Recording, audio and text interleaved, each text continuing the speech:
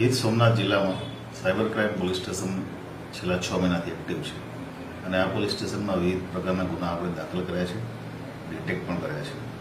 છેલ્લા ઘણા સમયનો ટ્રેન્ડ જોતા ખાસ કરીને ઇન્વેસ્ટમેન્ટ રિલેટેડ ફ્રોડ કે જે એસએમએસથી ઇન્વેસ્ટમેન્ટ માટેની લિંક આવે અને લિંક સાથે લિંક ઉપર ક્લિક કરતા એ ફ્રોડ નીકળે છે.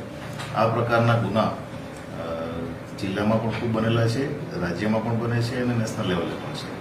એ ઉપરાંત સાયબર ક્રાઇમમાં કેટલા પણ એવા બધા ગુના છે કે જેમાં સ્ટોકિંગ, ઇન્વેસ્ટમેન્ટ ફ્રોડ ઉપરાંત બીજા ટાઈપના ફ્રોડ એવા ગુનાઓ છે. લોકોને જિલ્લા પોલીસ તરફથી અપીલ કરવામાં આવે છે કે કોઈ પણ પ્રકારની જે લિંક છે અનઓથોરાઇઝડ જગ્યાએથી લિંક ઉપર ક્લિક ન કરો. કોઈ મેસેજ જે છે એને વેરીફાઈ કર્યા વગર પ્રોપર જગ્યાએથી વેરીફાઈ કર્યા પછી જ એની ઉપર આગળ વધો.